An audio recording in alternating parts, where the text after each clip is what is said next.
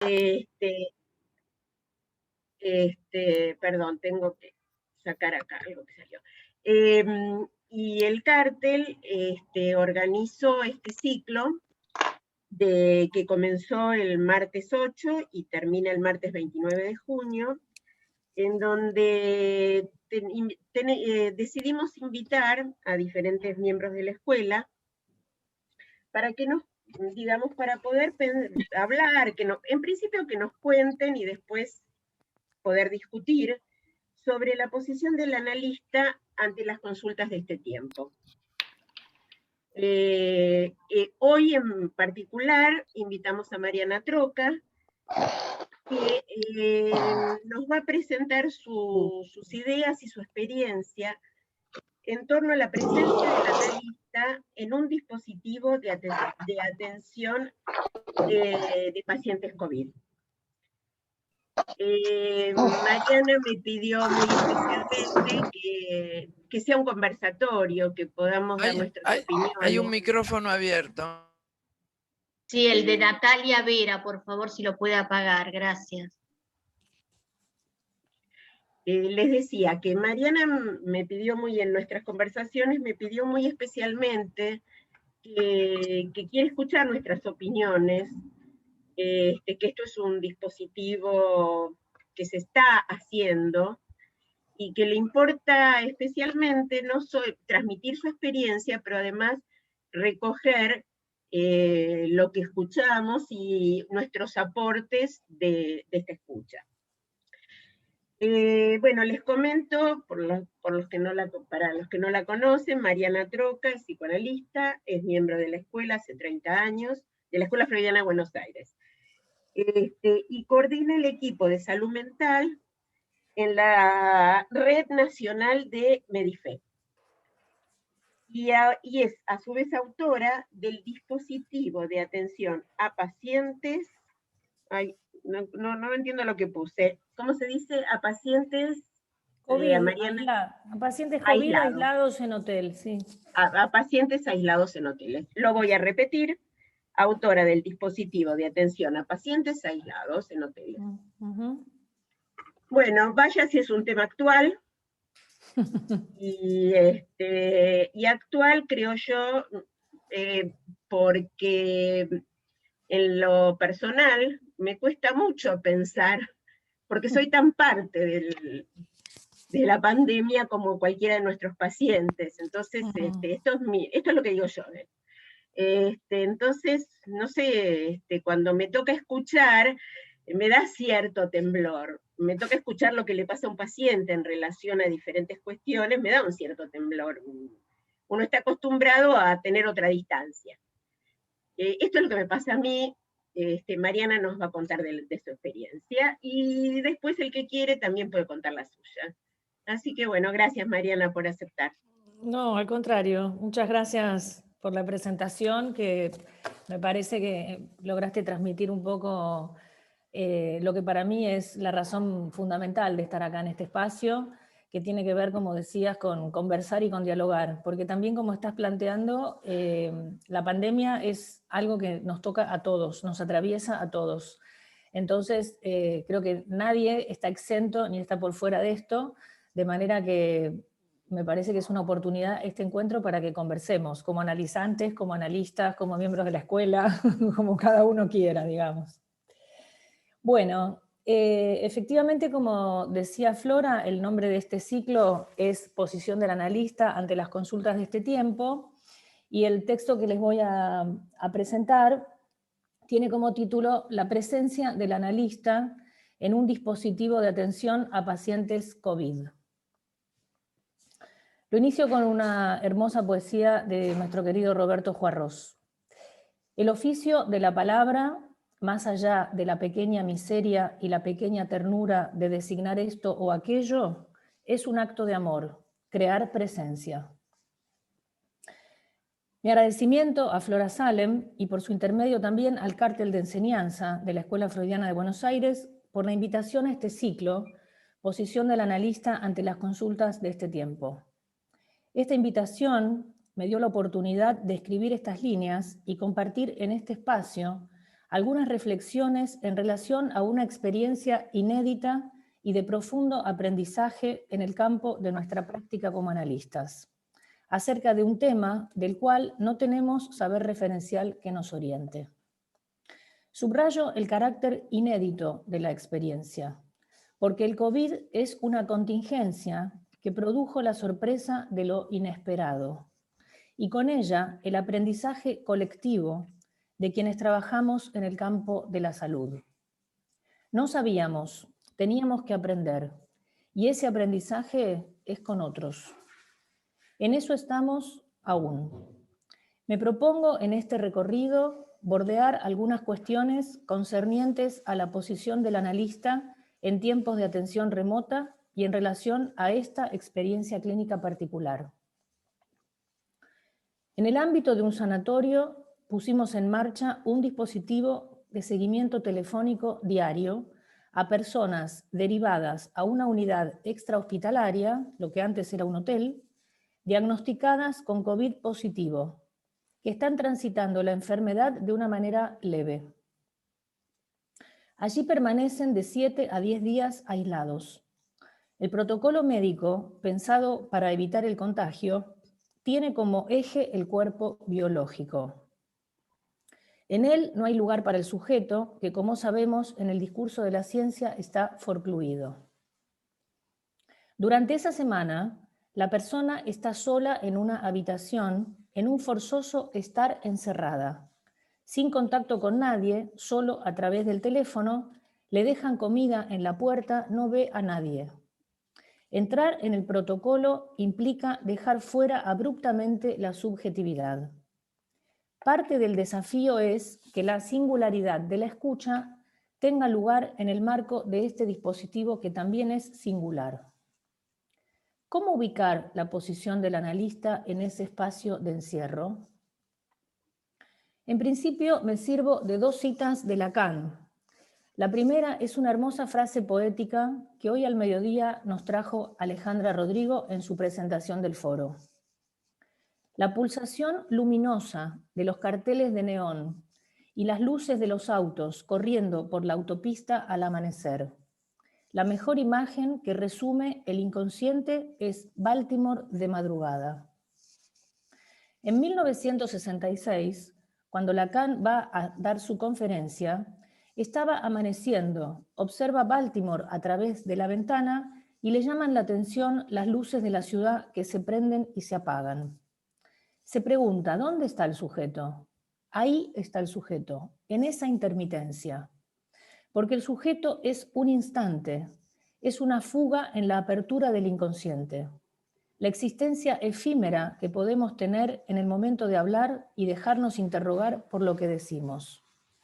Tener un cuerpo no es algo natural, no es algo dado, es algo a construir, y a diferencia de otros discursos, los analistas no hacemos equivaler ser y cuerpo. Se trata de las luces de Baltimore, de los cuerpos hablantes, de dar lugar a la palabra y hacer hablar al síntoma. Sabemos que en ella, en la palabra, reside la vida.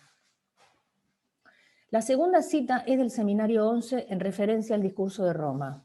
Dice Lacan, el inconsciente es la suma de los efectos de la palabra en un sujeto, a ese nivel en que el sujeto se constituye con los efectos del significante. Entonces, allí, en ese campo, la apuesta es a la aparición del sujeto, que, como venimos diciendo, siempre es evanescente entre un significante y otro. Trabajamos en un marco temporal. Recibimos la derivación cuando la persona conoce el resultado del hisopado, y ese mismo día tomamos contacto desde un lugar extranjero a la medicina. En el primer llamado nos encontramos con el impacto que produce el diagnóstico positivo, y generalmente se abre la preocupación y la culpa por la eventualidad del contagio a sus seres queridos. También el miedo por sus afectos, porque muchos pacientes ya son parte de una familia contagiada. La escucha que ofrecemos intenta dar amparo a cada padecimiento, si lo hubiera, en la singularidad de la historia de cada uno, y se resignifica como tal cuando hay alguien que lo invita a hablar de lo que le pasa. Decía Fernando Ulloa, Cuando escuchamos a una persona con atención psicoanalítica, advertimos cómo se resignifica su relato, no solo desde lo que le sucede, sino, y especialmente, desde el modo como cuenta lo que cree saber o ignorar de sí misma. ¿Qué lugar hay para el sujeto dentro del protocolo? Esta pregunta nos orienta desde el inicio. Los analistas trabajamos con la singularidad. Así lo expresó un paciente. Con la doctora hablo de mi cuerpo, con vos hablo de mí. El dispositivo fue una apuesta, no conocíamos sus alcances desde el inicio. Partimos de algunos supuestos que fueron parte del encuadre inicial. Todos estamos tocados por la pandemia, pero cómo nos paramos frente a ella es cuestión de cada uno. Ante la contingencia podemos quedar arrasados, victimizarnos, hablar solo de lo que no se puede, pero también hacer de ella una oportunidad para pensar. La contingencia puede ser una puerta que abre nuevas posibilidades. A cada uno la pandemia le interrumpe la vida de una manera diferente. ¿En qué estabas cuando pasó esto? Es una pregunta que introduce una temporalidad, relatar parte de la historia y pensar en perspectiva qué va a pasar cuando esto pase. La tarea que nos proponemos como analistas es escuchar uno por uno, intentando ubicar en qué punto a cada uno esta interrupción le podría permitir resignificar alguna situación de su vida. Invitarlo a hablar, a hacer relato. El verbo relatar significa volver a llevar unos hechos al acontecimiento, al conocimiento de alguien. Y en cierto modo también equivale a narrar algo describiéndolo vívidamente. Y así, hablando de cómo se siente, de lo que está pensando, en medio del encierro en que se encuentra, fue para muchos como abrir una ventana que introduce una nueva temporalidad. Salir de ese presente congelado y resignificar distintas cuestiones de su vida. A veces esa resignificación implicó simplemente transitar la experiencia como la posibilidad de tomarse un descanso, especialmente quienes trabajan en el sistema de salud, que llegan exhaustos y muy estresados, médicos, médicas, enfermeros, kinesiólogos. La clínica en tiempos de virtualidad. El aislamiento social preventivo y obligatorio separa los cuerpos. Respetá los 2 metros de distancia, dice la aplicación Cuidar cada vez que la abrimos. Su condición de preventivo alude a que hay que evitar que los cuerpos se enfermen. Cuerpo que no es soma, pero tampoco es sin él. Vivir en la era de la digitalidad permite que esa distancia sea solo de los cuerpos y no de las subjetividades. Entiendo que es válido entonces utilizar los recursos telefónicos o digitales en la medida en que sea posible sostener la función de la palabra. La escucha, la interpretación y la presencia del analista lo hacen posible. Aunque es importante estar advertidos de algunos efectos relativos a la ausencia de cuerpo. La interpretación no es palabra separada del cuerpo, debe tocarlo y así producir modificaciones en la economía del goce. Forzar lo virtual para que la palabra toque el cuerpo es el gran desafío de la época. En este punto ubico la presencia del analista por vía de un objeto particular, la voz como objeto privilegiado. Respecto del inconsciente, Lacan es contundente cuando afirma que no tenemos medio de saber si el inconsciente existe fuera del psicoanálisis. En este punto comparto con ustedes una cita de un querido maestro, Ricardo Rodríguez Ponte, para que pensemos a partir de ella el modo de abordar la transferencia. Dice Ricardo, para Freud el método es camino de acceso a una realidad que él supone existente, el inconsciente, y de acceso a las propiedades y contenidos de éste, que el método permite descubrir, revelar. En Lacan, el método no es método como camino de acceso, es lo que determina la estructura de lo que va a salir a partir de este método. Definir el inconsciente como sujeto supuesto saber es pasar, para decirlo de alguna manera, los poderes del inconsciente a los poderes de la transferencia. Es subrayar todavía más, por si hiciera falta, que la noción de inconsciente depende de la experiencia analítica y no tiene otra existencia legítima que esa.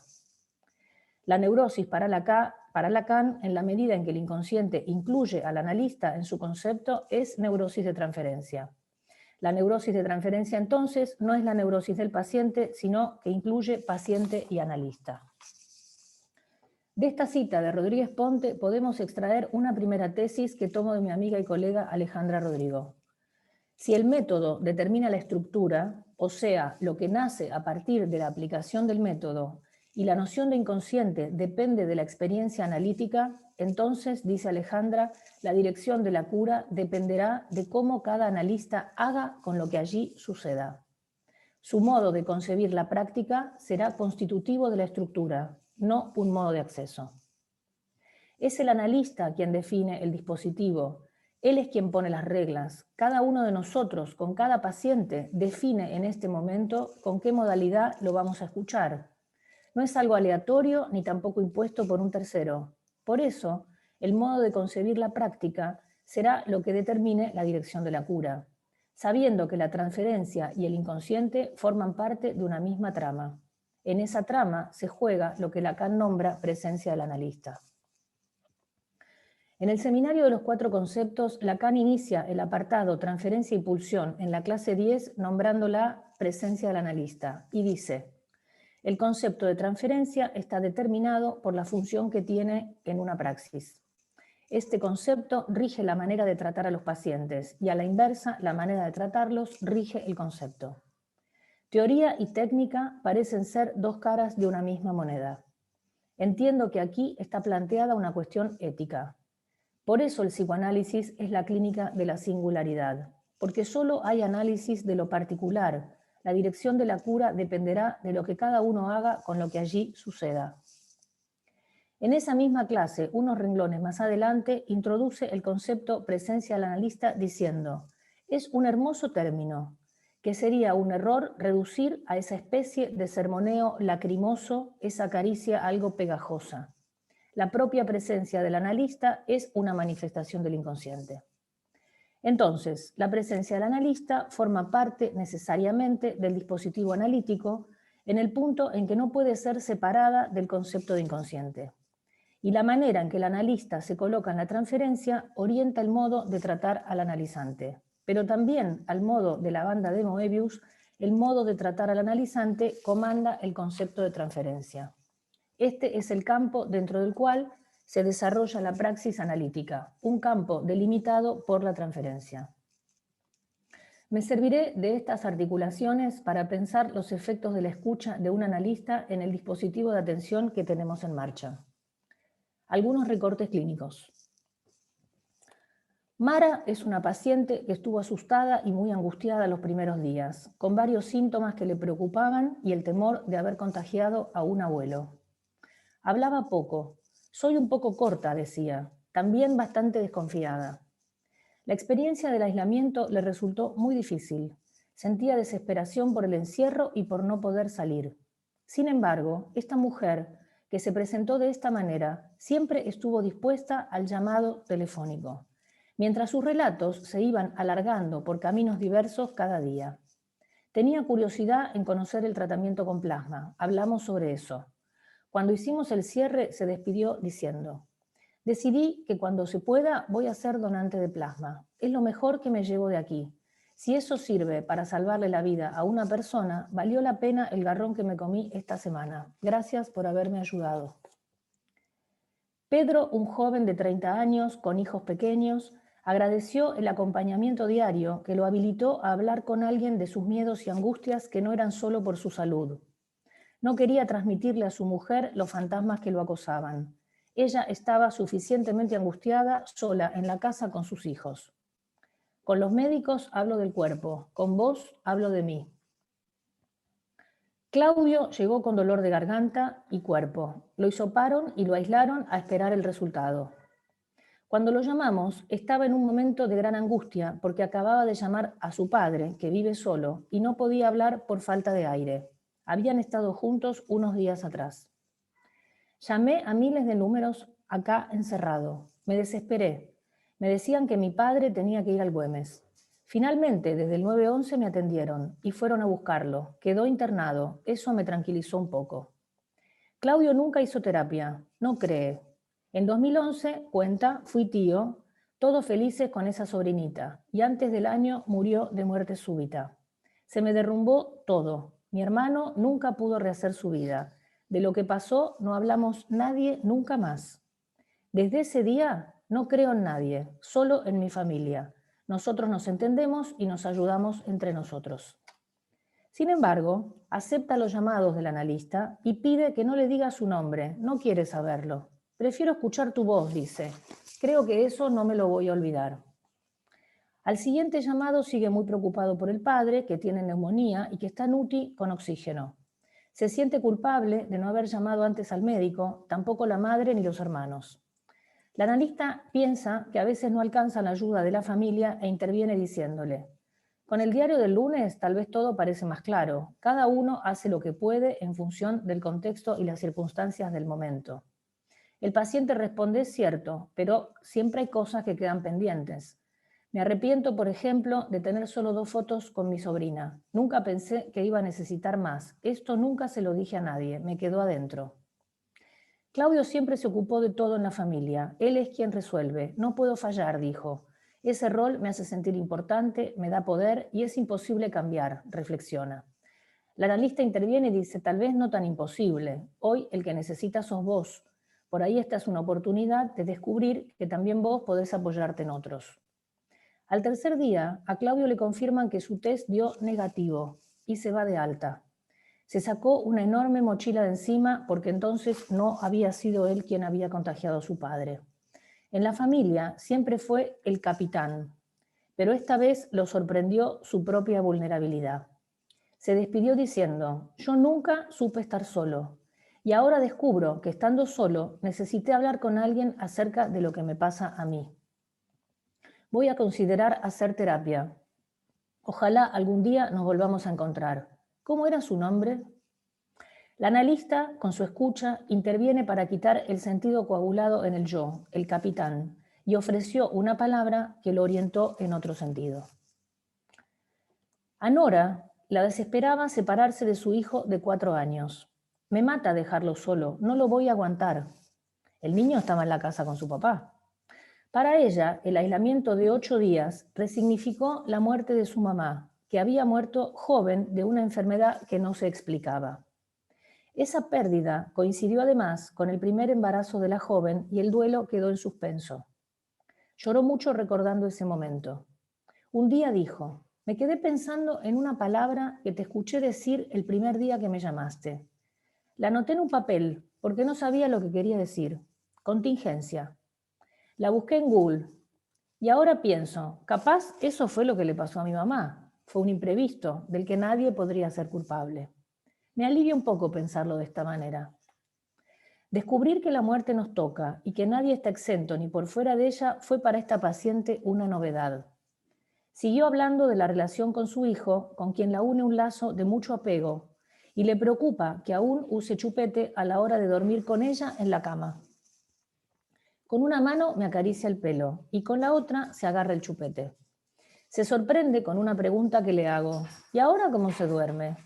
Se ríe y me dice: tal vez está aprendiendo a dormir sin mí. Al momento de despedirnos, Nora pidió una derivación para que la ayuden a que su hijo deje el chupete y pueda dormir solo en su cama. Fue un alivio empezar a pensar que algo debe perder. Recortar un significante que había escuchado de la analista y tomarlo para pensar de otro modo el acontecimiento de la muerte de su mamá también le trajo alivio. Tomar las palabras que nos llegan de otro para hacer con ellas un texto propio es una tarea que concierne a los analistas. Hacer lugar al decir del otro en medio de una situación de desamparo, ubicar lo singular de la historia de cada uno, pudiendo diferenciar en la escucha enunciado y enunciación. A un analista se le puede hablar como al resto de los mortales, pero sus palabras tienen un alcance diferente. Dice Lacan: ahora bien, el analista se distingue en que hace de una función que es común a todos los hombres un uso que no está al alcance de todo el mundo. Cuando porta la palabra, pues es efectivamente eso lo que hace para la palabra del sujeto, aún con solo acogerla, como lo hemos mostrado más arriba en el silencio del oyente. Pues ese silencio comprende la palabra, como se ve en la expresión guardar silencio, que no quiere decir solamente no hacer ruido, sino que calla en lugar de responder. Jenny vive en una villa y habla del miedo por la eventualidad de haber contagiado. Tengo una familia numerosa, somos 8 y vivimos en una casa pequeña. Acá me tratan muy bien, todos me cuidan, pero si ellos se contagiaron me daría mucha culpa porque no tienen obra social. Abrimos un espacio para desplegar esos miedos por los que asomaba también un sentimiento de culpa social. Habla de su trabajo y los estudios que estaba cursando, de sus ganas de salir del barrio. Quiero salir de ahí, decía. Así fueron asomando algunas dificultades por muchas cosas a las que no se anima. Soy muy tímida, todo me da vergüenza. Cuando nos despedimos, me pidió una derivación para trabajar su vergüenza, porque hablando conmigo se dio cuenta cómo eso le limita su vida. Salir de ahí tomó para ella otro sentido y apareció como un paso previo que estaba pendiente. Un último recorte clínico. Una paciente que compartimos con la médica que hacía el seguimiento. La voy a llamar Heidi, de 71 años. Ingresó un domingo, el Día de la Madre, y su única preocupación era la salud de su propia madre de 93 años, hospitalizada hacía 20 días y desde el día anterior con diagnóstico de COVID.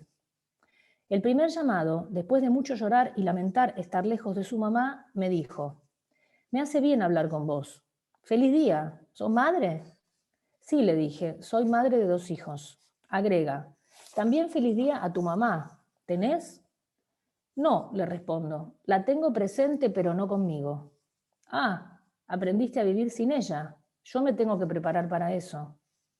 Esta respuesta fue el primer paso de esa preparación para una pérdida que siente que se le aproxima, al tiempo que instaló una suposición de saber que la ayudó a seguir hablando, ahora con alguien que ha pasado por eso, un semejante, lugar de elaboración necesario en el trabajo de duelo.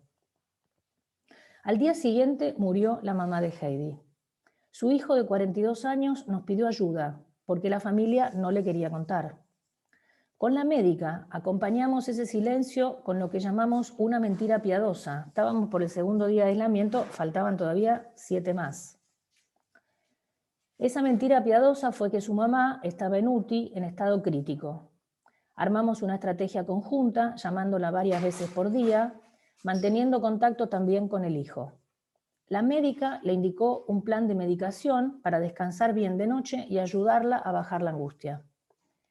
El psicoanálisis nos enseña que estar de duelo es en primer lugar localizar la pérdida, nombrarla, no renegar de ella. Durante esa semana, Heidi comenzó a dar esos primeros pasos.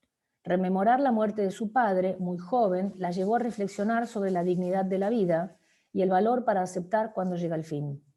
Hablaba mucho de sus hijos músicos y de su pasión por la cocina.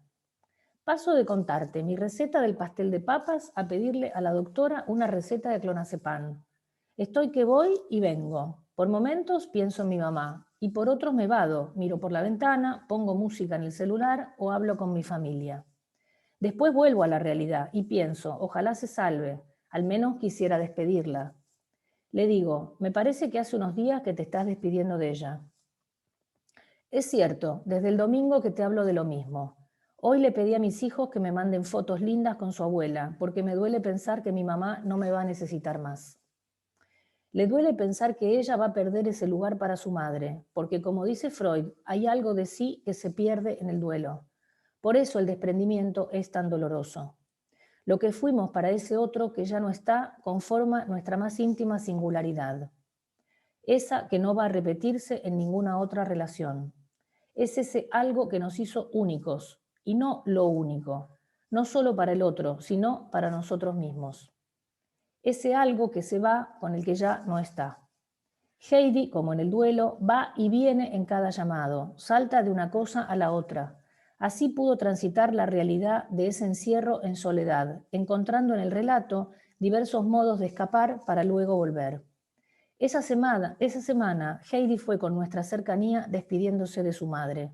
La presencia de los otros ayuda a cernir esa sensación de irrealidad que produce la noticia de la muerte de un ser querido.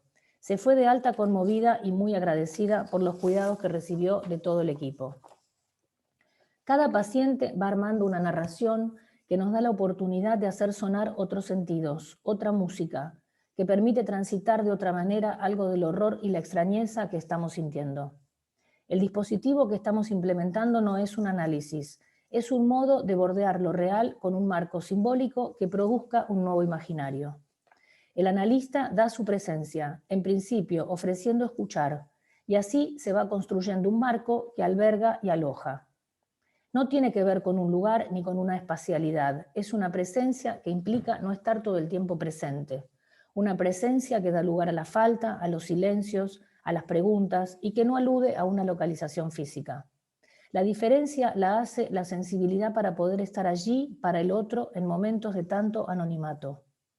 La presencia del analista está en relación con la oferta de escucha, con hacer sentir que uno está allí, y esto ocurre por el deseo de analizar, que en este contexto de pandemia se arriesga a crear las formas que la contingencia requiere. Por eso, la transferencia al discurso analítico es del analista. Basta con eso para que la escucha se produzca desde cierta posición y entonces desde allí señalamos, recortamos, subrayamos, interpretamos. Esta experiencia nos abrió la puerta a trabajar en interconsulta con un equipo médico que tiene a su cargo el seguimiento clínico. El COVID fue sorpresivo para todos y en este nuevo escenario trabajar con otros que provienen de campos teóricos distintos, con modos de intervención también diferentes, nos permitió inventar un dispositivo que dio lugar a una práctica novedosa y creativa. Aquí reside lo inédito que mencioné al principio. Dejo para el final algo que estuvo desde el inicio y que reconozco como imprescindible. El compromiso y el entusiasmo de mis compañeros de equipo, colegas y amigos de viejas travesías a quienes quiero nombrar.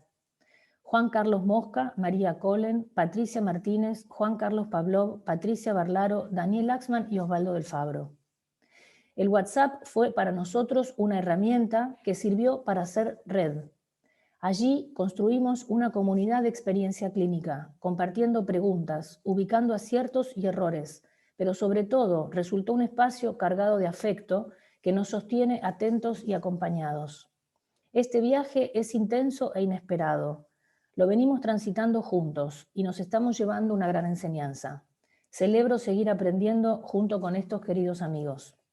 Por aquí está la ventana que a veces logramos abrir dentro del aislamiento. En ese mundo que se tambalea, el aislamiento queda perturbado cuando se produce el encuentro con algo de lo íntimamente desconocido. Como un descubrimiento de cada uno, algo nuevo aparece en el relato y el sujeto despierta. El campo debe estar disponible para que allí aparezca la oportunidad de que eso nuevo acontezca. Y cuando sucede, sorprende al paciente y también a cada uno de nosotros. Las cosas no son evidentes, hay que construirlas, y este es un descubrimiento colectivo. Cierro el texto con una poesía de Hugo Mujica, que dice: hay tajos que son de amor, que nos abren un adentro. Hay tajos, esos mismos tajos, que nos salvan de nosotros, que nos regalan su afuera. Bueno, gracias por la escucha, atenta, así que conversemos.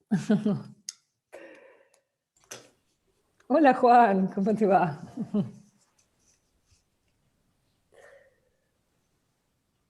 ¿Cómo estás? Bien.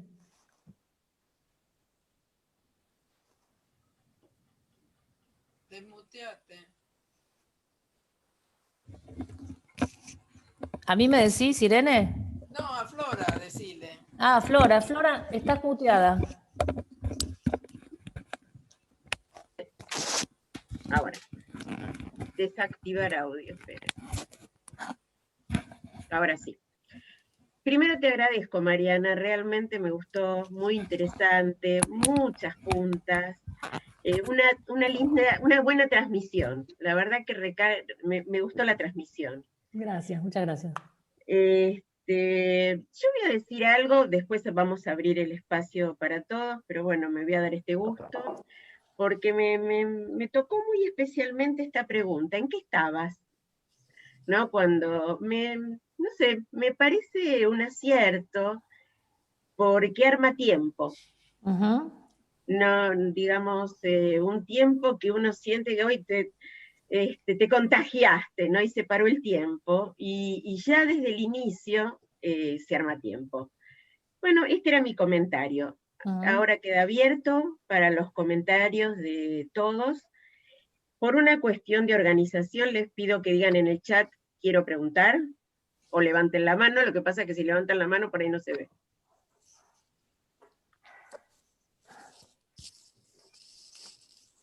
Si querés, Flora, mientras tanto, a tu comentario, efectivamente, esa pregunta tiene que ver con algo que yo trataba de plantear en el texto, y es, por una parte, la interrupción que significa el COVID.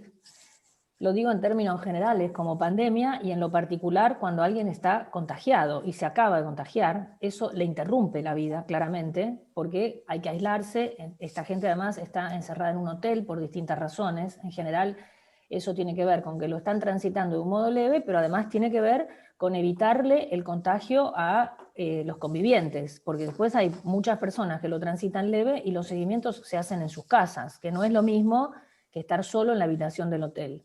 O sea, claramente el COVID implica una interrupción. Y como tal, esta situación de aislamiento y soledad me parece que produce una sensación de detención del tiempo, es como un presente continuo, ¿no? Y efectivamente la pregunta de ¿en qué estabas?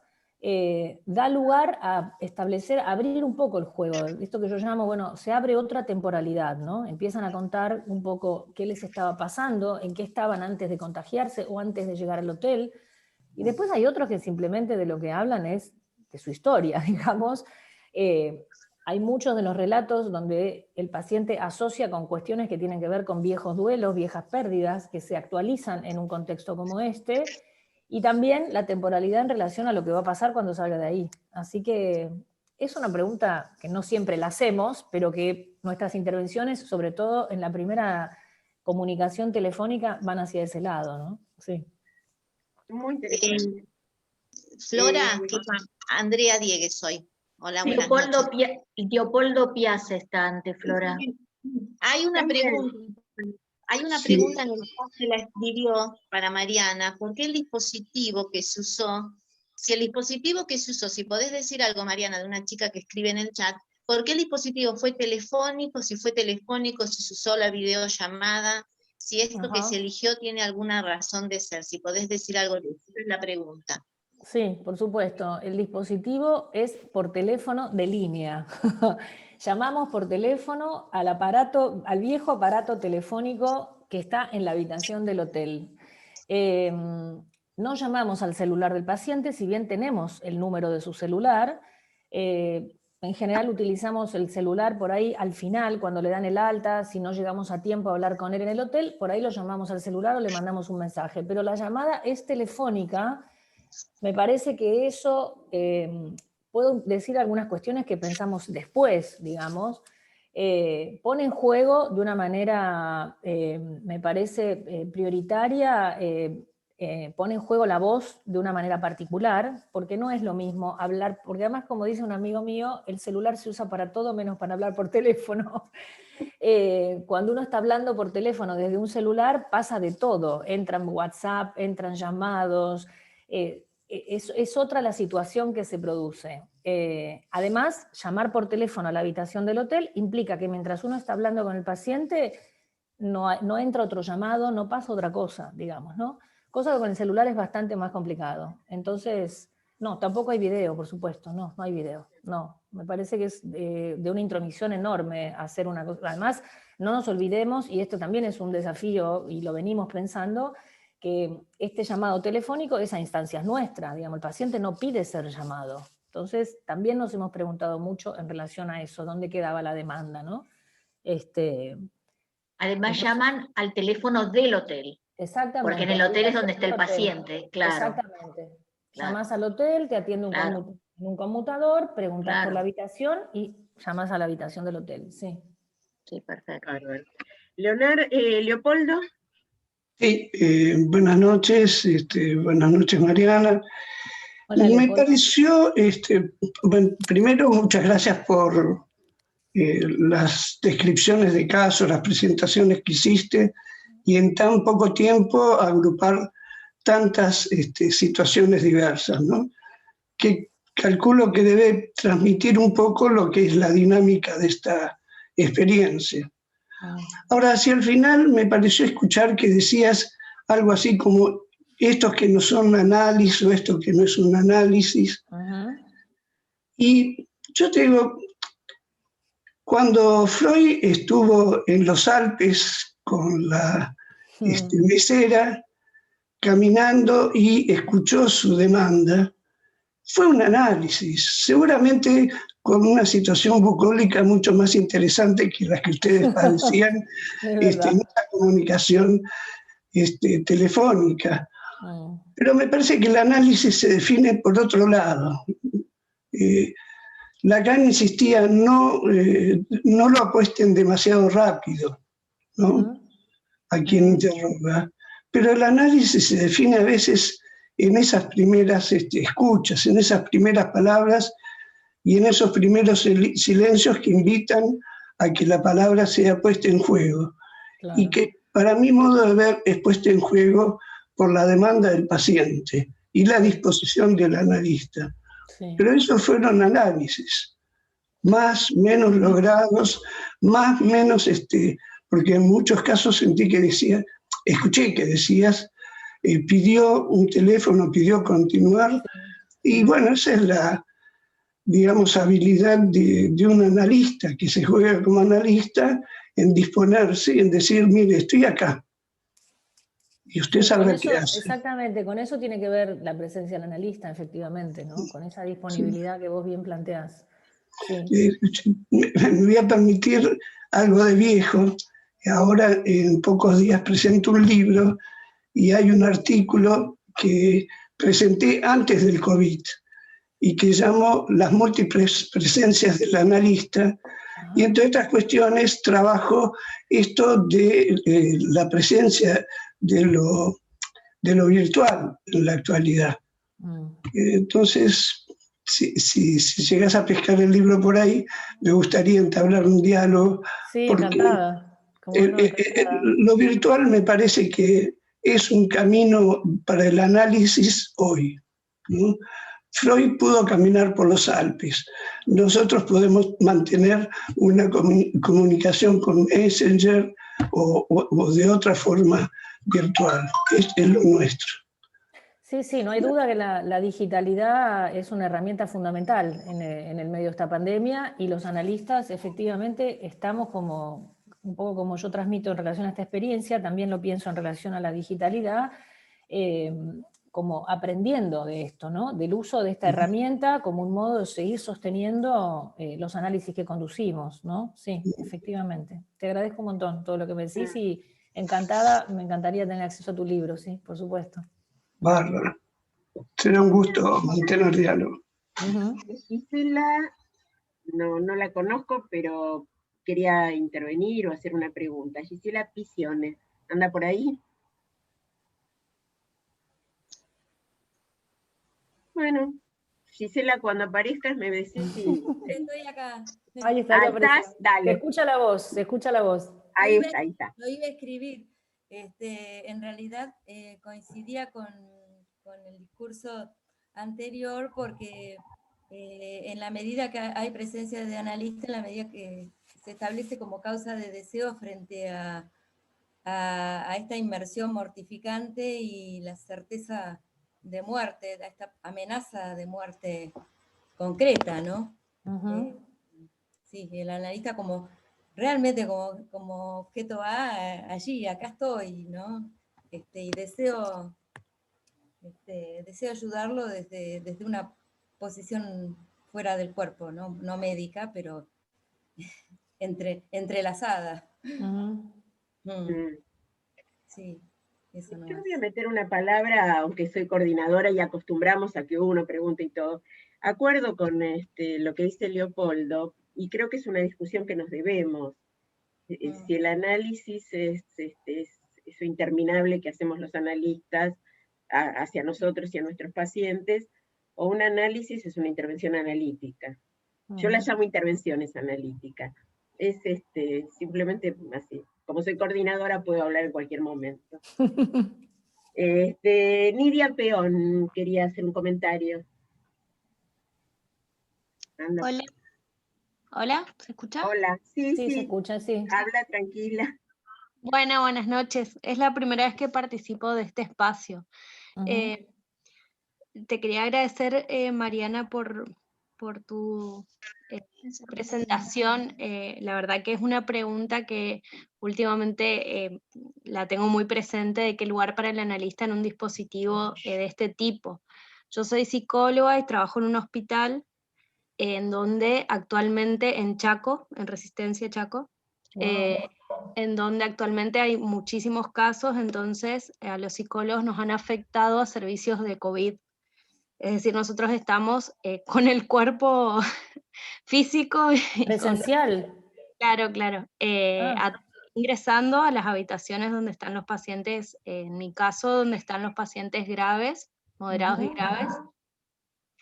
Y bueno, y justamente la pregunta que para mí insiste todos los días es ese, digamos, qué lugar, o si hay un lugar para el analista ahí entre medio de todos los equipos de protección, que en donde, digamos, lo único que se puede llegar a ver del cuerpo del otro por ahí es la mirada, los ojos, digamos, y es todo como lo que el resto cubre, todos los elementos estos de protección, digamos, ¿no?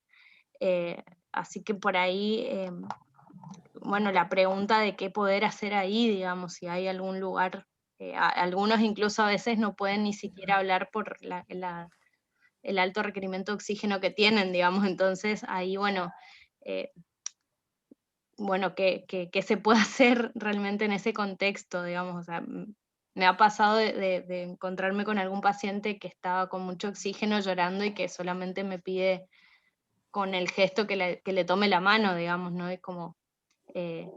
también me preguntaba mucho ahí, digamos, cuando inclusive no hay palabra, no hay manera de recortar mucho de la figura del otro como para intervenir, digamos, ¿no? Mm. Sí, claro, estás describiendo una situación además muchísimo más grave, porque a diferencia de los pacientes con los que nosotros estamos trabajando, que son pacientes que están en aislamiento en el hotel porque están transitando el COVID de un modo leve, Ujú. vos estás hablando de pacientes que están transitando el COVID de una manera moderada o grave. Sí. Nosotros en Medife también estamos intentando, te diría, implementar este dispositivo con pacientes que no están en el hotel, que están en clínicas o en sanatorios en distintos lugares del país. Y en principio lo que decidimos para esos casos es que ponemos en marcha un dispositivo parecido a este cuando el paciente lo pide, porque las veces que intentamos hacerlo sin que los pacientes lo pidieran, bueno, fue muy dificultoso, digamos, por todas las cosas que vos misma estás describiendo, digamos, porque la situación de aislamiento del hotel implica un grado de soledad y de encierro y de soledad, como yo describía, pero también de privacidad y de intimidad total. Ujú. Cuando una persona está en una habitación, no digo de terapia, digo una habitación común dentro de una clínica, un sanatorio, abre la puerta de enfermera, la mucama, digo, con protocolo, todo lo que ya sabemos, pero no se produce para nada esa posibilidad de hablar por teléfono con alguien tranquilamente sin que nadie lo interrumpa.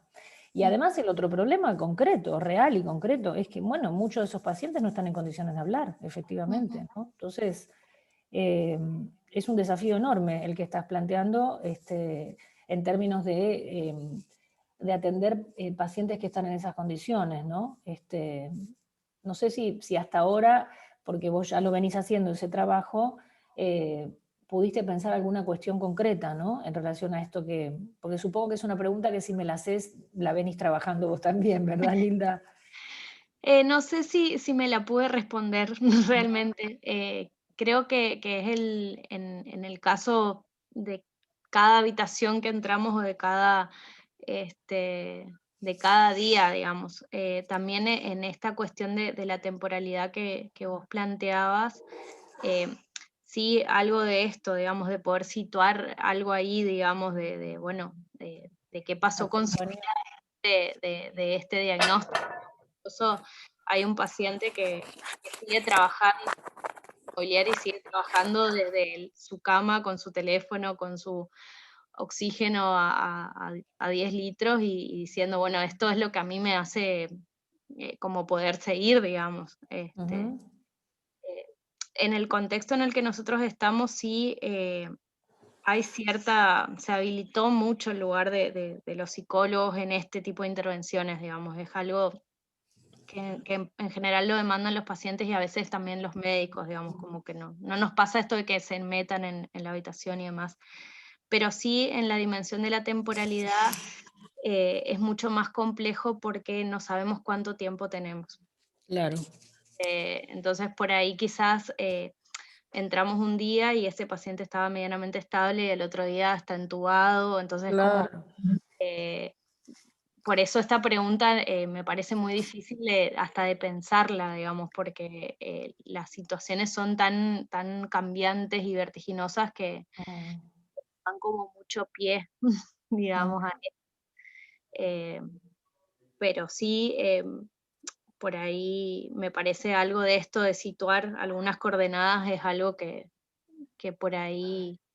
Y esto de la presencia, pensaba hasta la presencia sin palabras, si puede pensarse, no sé si como analítica, pero como que tenga algún efecto, digamos.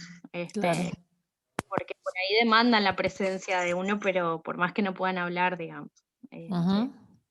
Como algo ahí de situar algo hasta de muy básico, digamos, hasta algo de lo humano o algo de lo vital o de quizás uno hablarle al paciente que no puede hablar, digamos, pero como que me parece que las cosas se juegan a veces en términos de algo mucho más primordial o mucho más básico que pasa ya por una cuestión de introducir algo de lo humano ahí, digamos, en este contexto tan tremendo. Sí, sí, sí. Bueno, gracias Nidia. Gabriela Pedrotti. No, gracias a ustedes. Gaby, estás acá, te veo. Estás muteada, Gaby. Acá no puede estoy. ser, no puede ser, Pedrotti no se mutea nunca, no puede ser. Me llamó la atención. Bueno, Marian, la verdad que, a ver, primero, te quiero agradecer, primero, es una frase que un poco me enoja porque a veces no dice mucho, pero la verdad que quisiera transmitirte el porqué de esto. Porque me parece que recuperar la investigación en psicoanálisis es una cosa que a mí me produce mucha alegría, ¿no? Que realmente hayas hecho pasar lo inédito de una experiencia sin editarla con los saberes consabidos que el psicoanálisis con nuestros maestros nos han donado, sino que puedas efectivamente usar ese saber para incluir una experiencia inédita, me parece de muchísima transmisión, me parece que anima, ¿sí? y que lo vuelve al mar el psicoanálisis cada vez que escucho algo de esto. Así que en ese punto, ese modo, lo agradezco. Y entonces me llevó a pensar algo que por ahí, bueno, porque vengo pensando algunas cuestiones del tiempo, lo sabés, esta diferencia, y quería saber si por ahí podíamos incluirla en este trabajo que estás haciendo, que nos dona Freud, que también toma el Solal Rabinovich, en la diferencia entre lo actual y lo presente, ¿no? Como que me parece que ustedes hacen presente algo de lo que sucede, diferente a lo actual, porque lo actual implicaría que en realidad no hay traducción posible, lo actual no implica que no se puede establecer, como hablaba Freud en las neurosis actuales, ¿no? Lo actual implica que no hay posibilidad de transferir.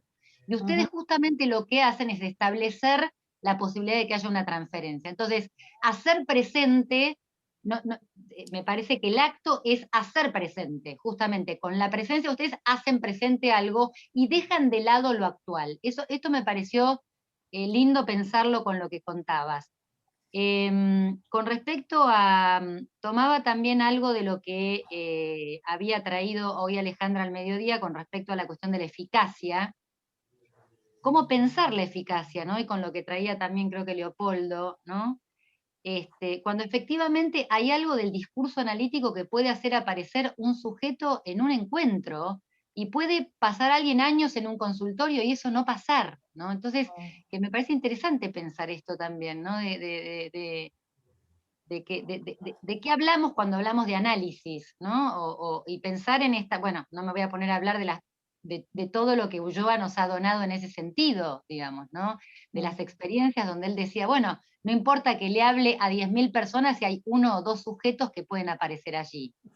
Es verdad, sí, es verdad. ¿No? Y para terminar, no dejar espacio para otras intervenciones, me hiciste pensar cuando al final nombrás y agradeces al equipo, esto que, claro, los analistas nos pasan cosas en la clínica y vamos a hablar con otros analistas que se supone nos pueden escuchar y que también tienen la experiencia de los años, ¿no?, transitados en su clínica. Pero acá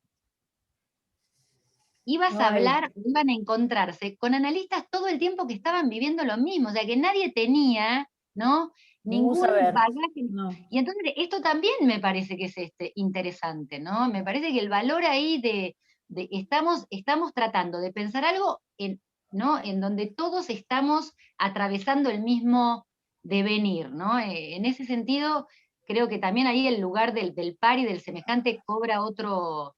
No, pensaba en esto, ¿no? Qué difícil eso, ¿no? Qué difícil Sí. debe haber sido que esto fuera. Bueno, esto. Sí, gracias Gaby. Voy a empezar por el final de tu comentario, porque efectivamente es así, es difícil, pero al mismo tiempo eso es lo que lo hizo menos difícil. Saber que, digo, con Flora en estas semanas hablamos un par de veces a partir de la invitación y todo el tiempo me decía ella lo mismo que dijo hoy en la presentación, que a ella le impacta mucho el trabajo con pacientes COVID, que se siente parte también afectada y entonces no se puede imaginar atendiendo a una persona que está pasando por esa situación, probablemente porque, bueno, no tiene la suerte de formar parte de una red como la que yo formo parte.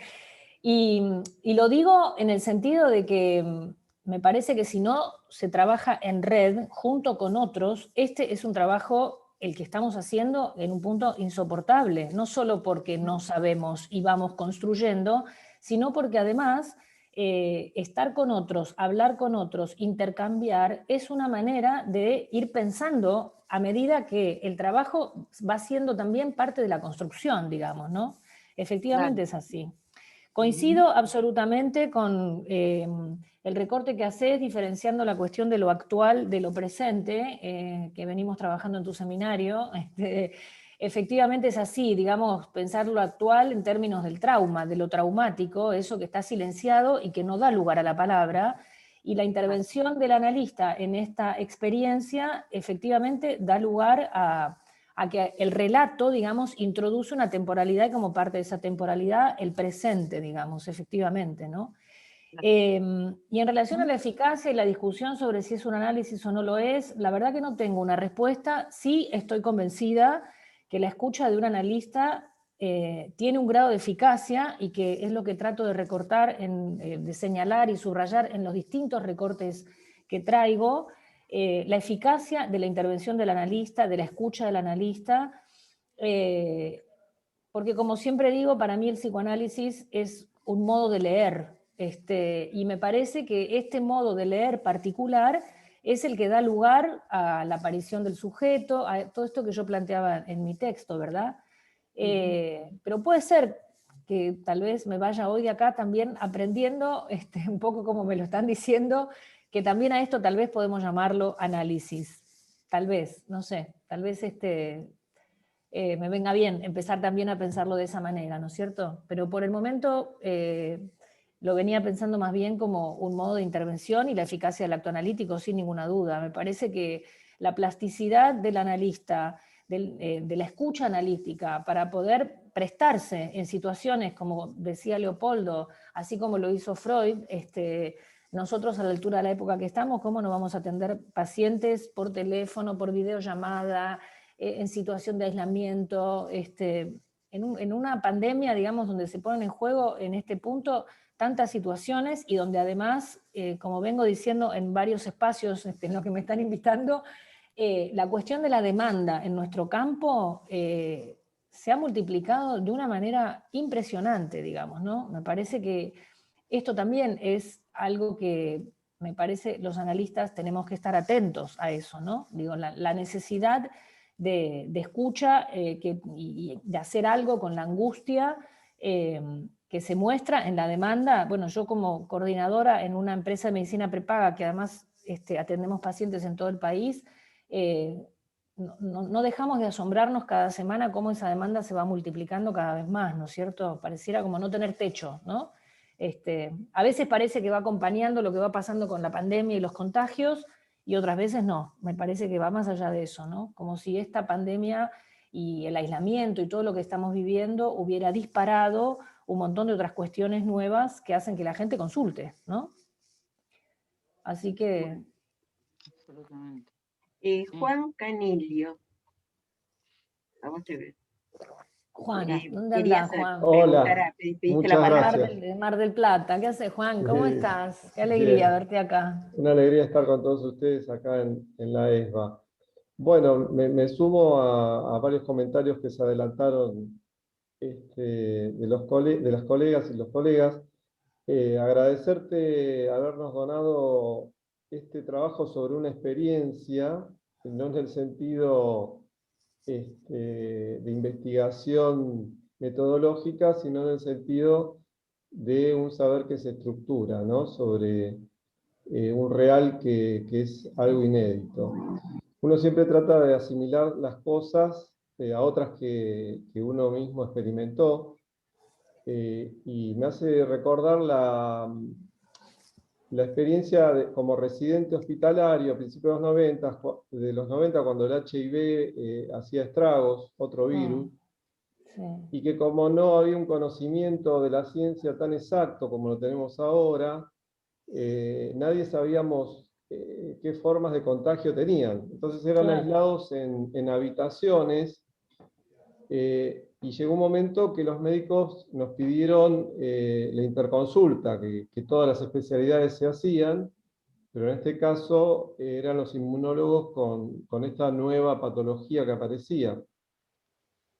Y realmente hay algo que veo un punto en común con estos sujetos que están en estos lugares que no son los ambientes hospitalarios, y que todavía disponen plenamente de su capacidad de hablar, etcétera, y que tienen una intimidad, es que había un gran trastocamiento de su mundo imaginario. La irrupción de este nuevo real desarticula totalmente esa relación a los otros cuerpos, ¿no? Entonces, la intervención ahí con la voz me parece que tiene un lugar privilegiado, porque la voz puede generar una nueva mirada para este sujeto que le cree un imaginario más amplio que el de las 4 paredes de la habitación del hotel donde está residiendo, la habitación del hotel. Entonces, en ese sentido, me venía a cuenta, que justo lo leía hoy, una conferencia de Lacan en Yale, en la universidad en Estados Unidos, en el 75, que dice: puedo solamente testimoniar de aquello que mi práctica me provee. Un análisis no tiene que ser llevado demasiado lejos, nos dice Lacan. Cuando el analizante piensa que él es feliz por vivir, ya es suficiente. Claro. Entonces, quienes zafan de esta horrorosa enfermedad y pueden seguir adelante con su vida, ya con ser escuchados, introduciendo esta oferta por el teléfono, creo que ya es suficiente. Sí, sí. Después se verá. Qué linda esa cita que trajiste, Juan, gracias. Sí, es fantástica. Bueno, gracias, Mariano. Mariana, ¿querés comentar o juntamos varias preguntas? No, que sí, sigamos escuchando, que me gusta lo que va llegando. Sí. Bettina Canosa. ¿Estás por ahí? No, Bettina Canosa hizo un comentario en el chat por escrito. Si quieren lo leo. Dale, Andrés, léelo. Dale, sí. Yo Espera que te lo pido la palabra, por eso. Léelo, dice, Andrea.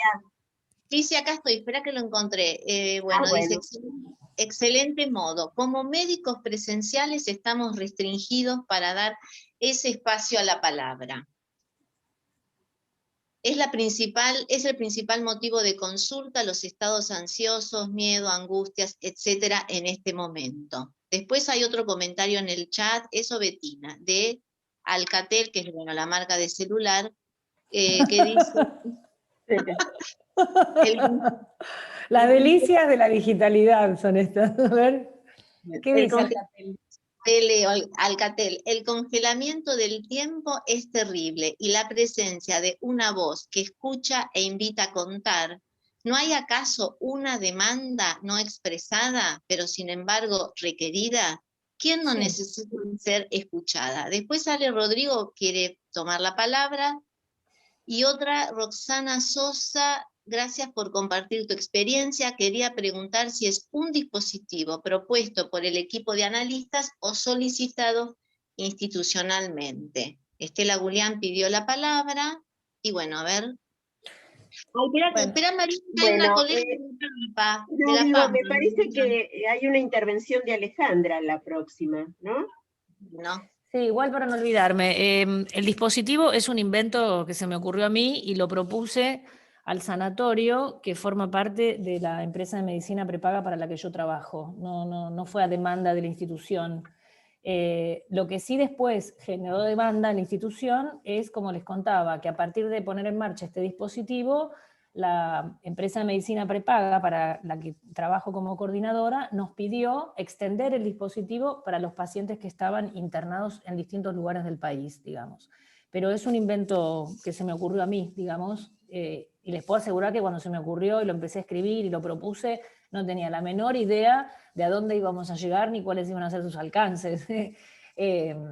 Bueno, por eso todo el tiempo hablo de la apuesta, ¿no es cierto? Sí. Así que no me acuerdo si había aquí alguna otra pregunta, Andrea. No, estaba Alejandra Rodrigo, que quería preguntar o quería comentar, no sé. Bueno, creo que parte de lo que voy a decir ya se ha dicho, pero agradecerte, Marian, porque realmente escucharte implica poder transmitir también tu experiencia y tu sentir respecto de tu trabajo y de la apuesta, como vos llamás, en esta tarea. Yo pensaba que efectivamente se cruza lo actual y la presencia, porque lo actual está en el punto en donde no hay temporalidad. En ese punto lo actual de esta realidad tan real, si se puede decir así, traumática, ¿no? Traumática, nos ha incluido a todos, nos ha incluido a todos. Y por eso me parecía, quizás es un comentario, ¿no? A ver qué pensás vos, que la red arma trama, ¿no? La red, el equipo arma trama.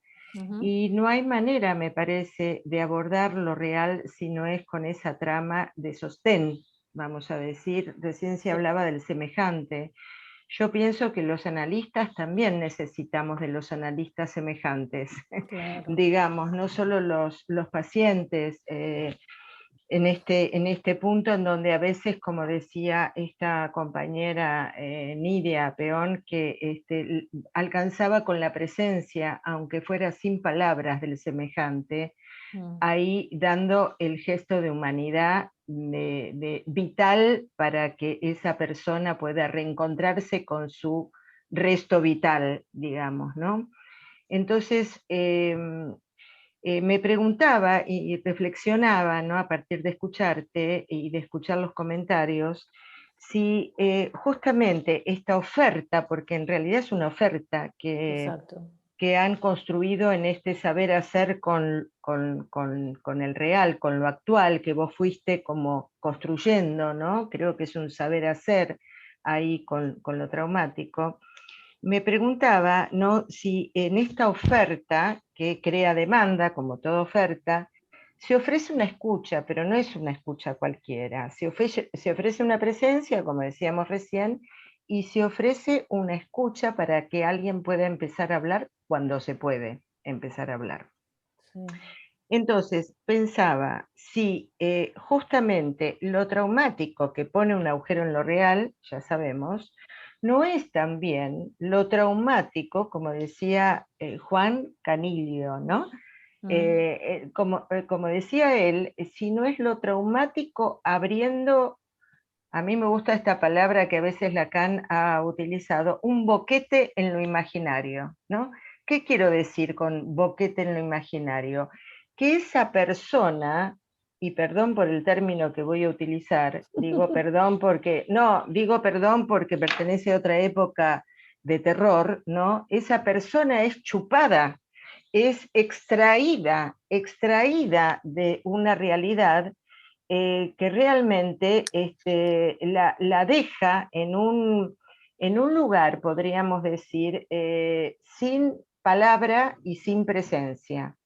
Entonces, en tanto alguien puede ser así como extraído, chupado, hecho ese boquete en lo imaginario de la vida cotidiana, hay algo, ¿no?, allí del trauma, pero que pasa por lo imaginario, que pasa por ese lugar del que es extraído de su vida cotidiana y que de alguna manera la oferta analítica que vos traías testimoniando estos casos que trajiste, estos fragmentos, ofrece la restitución de un imaginario. Por supuesto que hay allí intervención analítica, porque hay como que armar el tejido roto.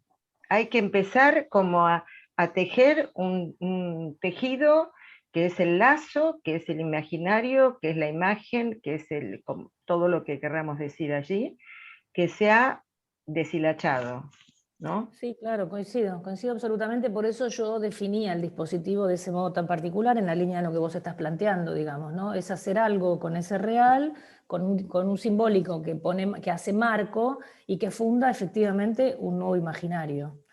Sí, lo que pasa es que el imaginario es el que se construye con la palabra, con las palabras que vos fuiste armando en cada intervención. Sí.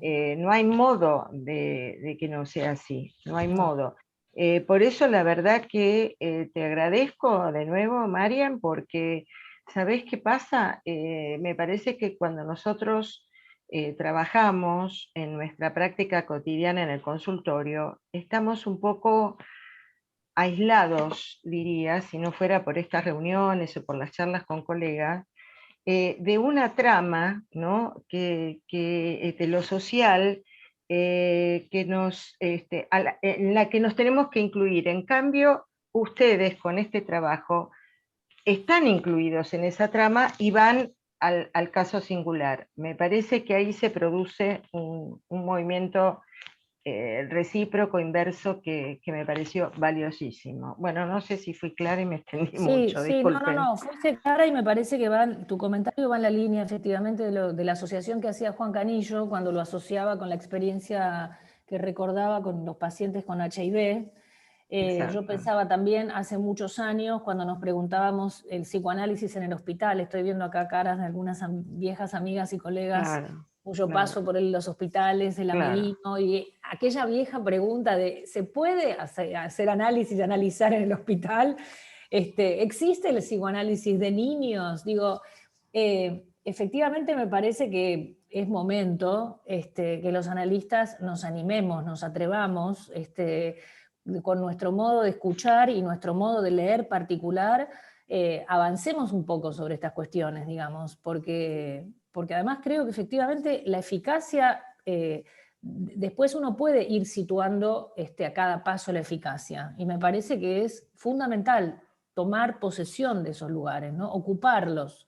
Por eso me gustó la pregunta que me hacían, alguien que preguntaba en el chat si esto lo pidió la institución o fue un invento, una cosa que se nos ocurrió a nosotros. Y no, fue algo que se nos ocurrió a nosotros, digamos, ¿no? Como un modo de avanzar sobre eso, ¿no? Y además, a diferencia por ahí de algunas cosas que ustedes contaban que a veces pasa en los servicios de los hospitales, como contaba la colega de Chaco, ¿no? La verdad es que no hemos hecho demasiado trabajo de interconsulta con los médicos, digamos, ¿no? Porque yo también en algún momento me planteaba qué pasaba si los médicos nos pedían intervenir con ellos, porque además los médicos están muy sobrepasados de angustia. Sin embargo, en esta experiencia nuestro trabajo no fue justamente con los médicos, salvo cuando a alguno le tocaba estar contagiado y terminaba siendo paciente dentro del hotel, ¿no? Y después la otra cosa que no dije y que me parece interesante para pensarla, es que efectivamente, como ustedes están planteando, se trata de una oferta de escucha, que en algunos casos eso ha generado demanda, y después, aunque no fueron la mayoría, fueron algunos pocos, pero nos plantearon que no los llamemos por teléfono, que no querían que los llamáramos, cosa que además respetamos, digamos. Me acuerdo un caso del que nos reíamos siempre, que era un hombre que había como montado, era un abogado que había montado su estudio adentro del hotel, de la habitación del hotel. El tipo se sentía bien y le molestaba, lo interrumpía nuestro llamado telefónico, y faltaba que levantara el teléfono y dijera, estudio del doctor fulano, porque estaba, digamos, trabajando, tenía audiencias y mediaciones en la computadora, y él no necesitaba hablar con nadie en ese momento. Y bueno, y eso nos pareció también respetable, qué sé yo. Lindo, gracias. Estela Julián quería hacer una pregunta, y después voy a leer algunas intervenciones que tengo acá en el chat. Bueno. Mariana, me parece muy lindo, muy buena idea este dispositivo que crearon y que están tratando de poder pensar qué es lo que sucedió, ¿no? Sobre la marcha. Porque le pone frente al cuerpo, mirado desde la medicina, le pone la palabra, aquí hay un sujeto y nosotros los vamos a escuchar. Exactamente. Y esto me parece fantástico. Sí. La palabra que usó recién Alejandra, chupado, yo pensaba que tiene razón al usar esa palabra, porque el COVID chupa y exilia a la gente. Sí. Al menos por 8 días, 15 días, en el mejor de los casos. Sí, tenés razón. En mi clínica, en 2 o 3 casos de gente joven, entre 40 y 50 años, el COVID fue un antes y un después en su vida, que les ofició de corte con la locura en la que venían viviendo y un replanteo de su situación, lo cual me parece interesante.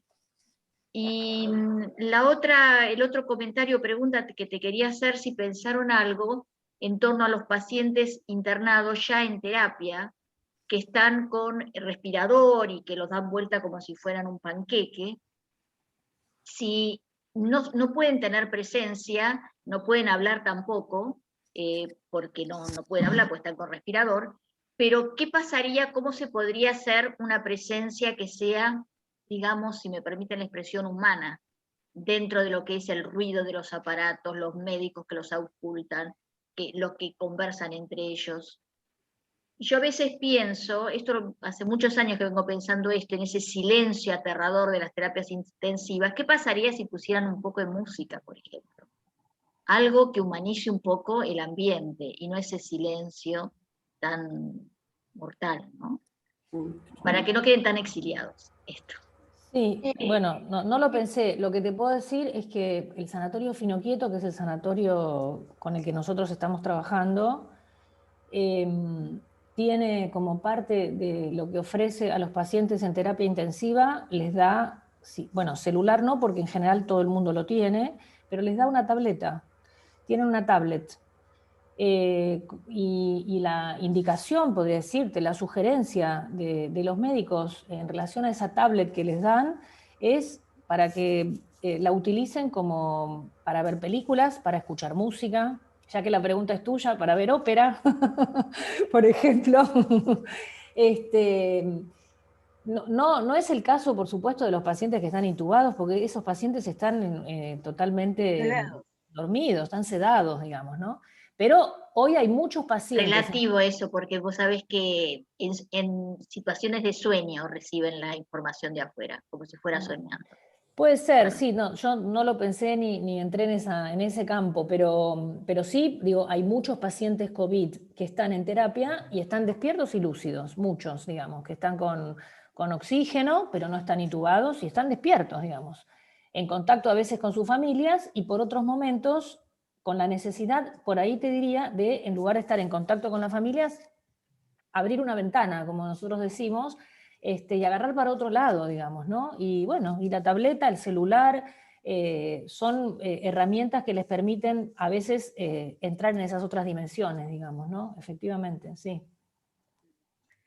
Pensaba en leerte algunas de las Sí, intervenciones claro, que, cómo no.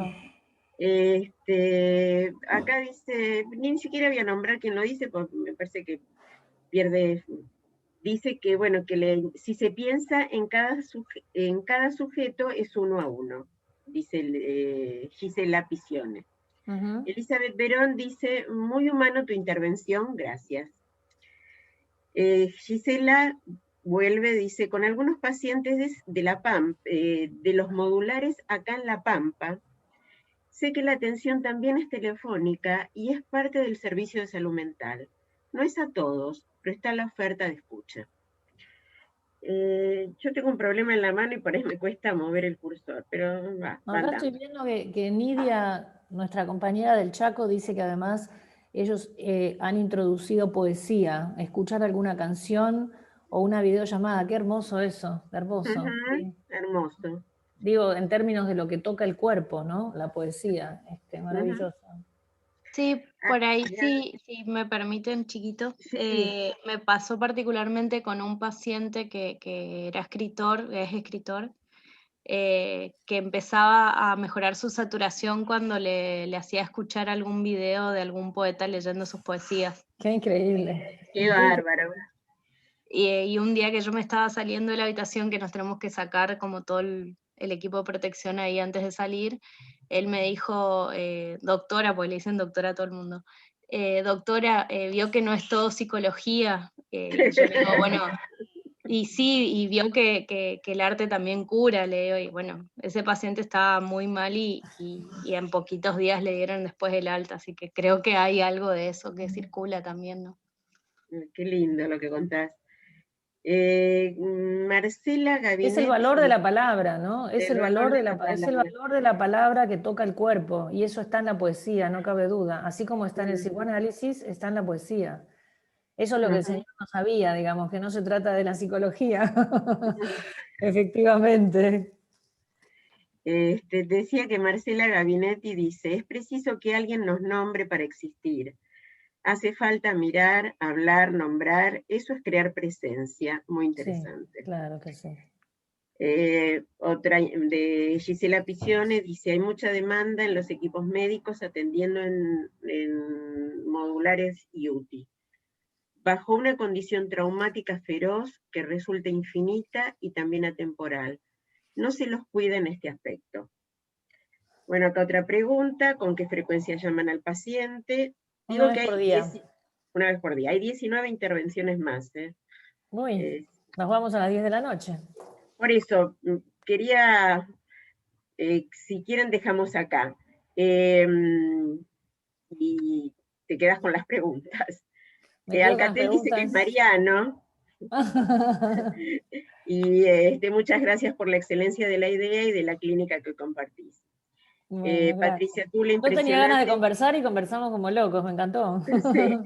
Yo, como hay tantas intervenciones y me parece que se van a perder, como coordinadora vuelvo a darme un gusto y decir que, bueno, Mariana me conoce, sabe que yo también trabajo en Interconsulta, y que me festejo cuando los analistas nos acercamos a lo real de la época, o a lo real del sufrimiento, más allá de la práctica consensuada, la llamo yo, las prácticas de consultorio o incluso del hospital.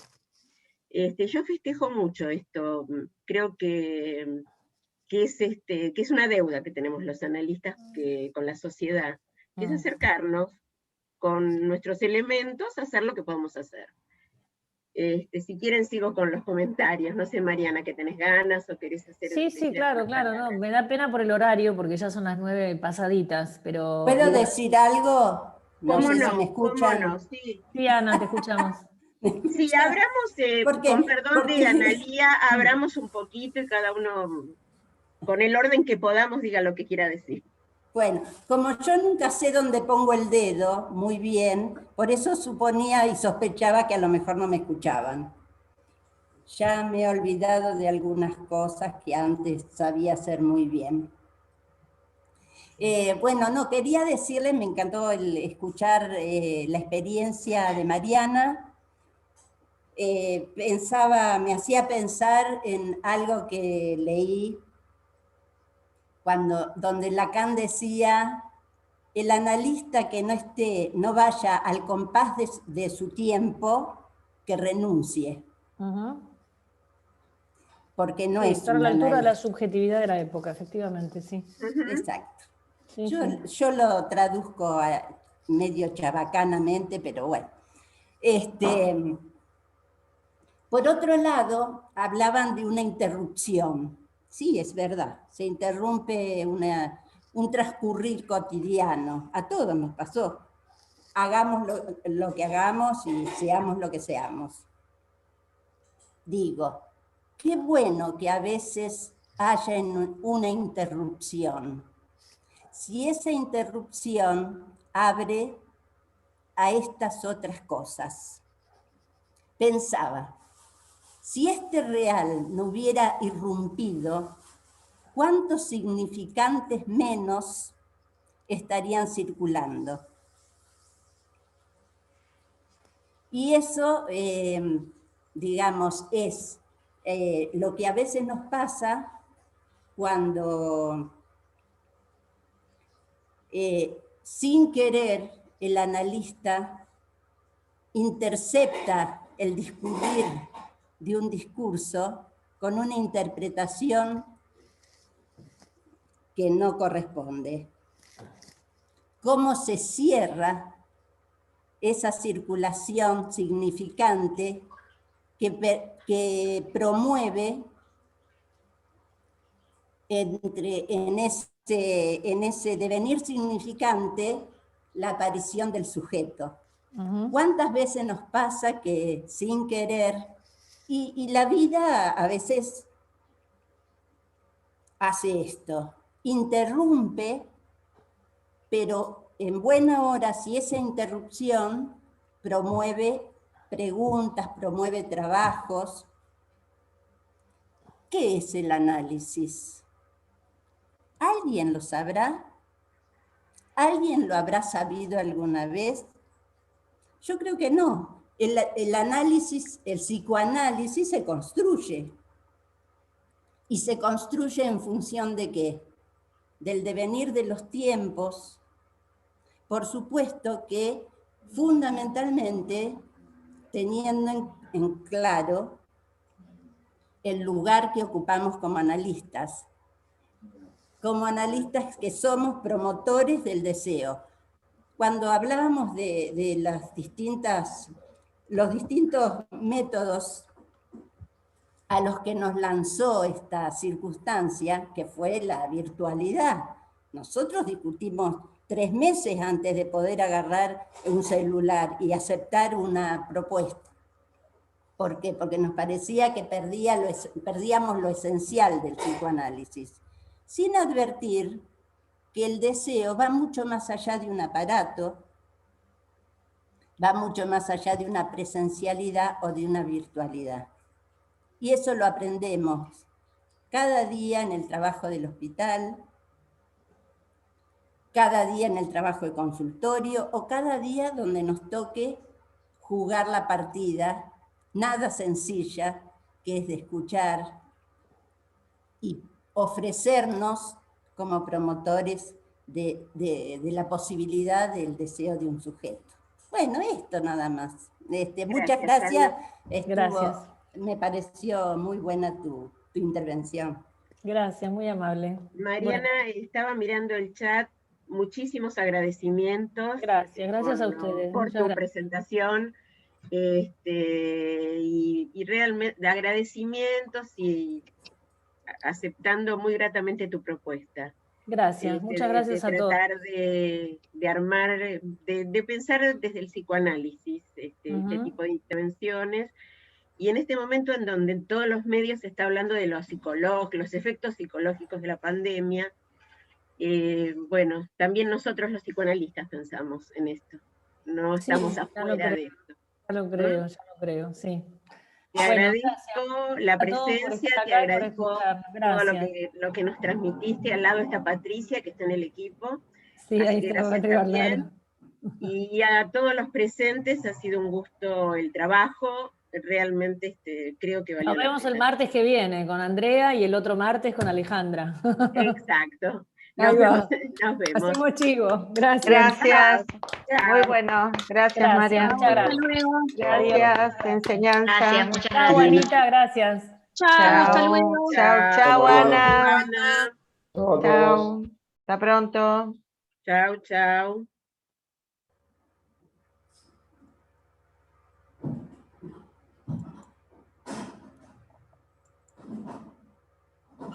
¿Cómo se cierra?